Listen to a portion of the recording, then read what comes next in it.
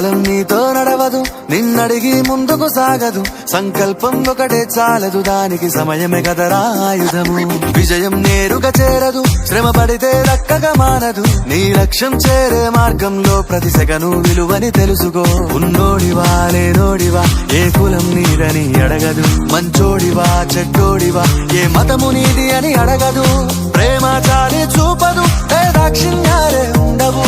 ప్రేమ చాలి చూపదు, దాక్షిణ్యాలే ఉండవు. దానికి విలువను ఇస్తే గెలుస్తావు, అది మరిచితే అక్కడే ఆగుతావు.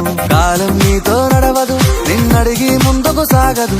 సంకల్పం ఒకటే చాలదు, దానికి సమయమే కదరా ఆయుధము.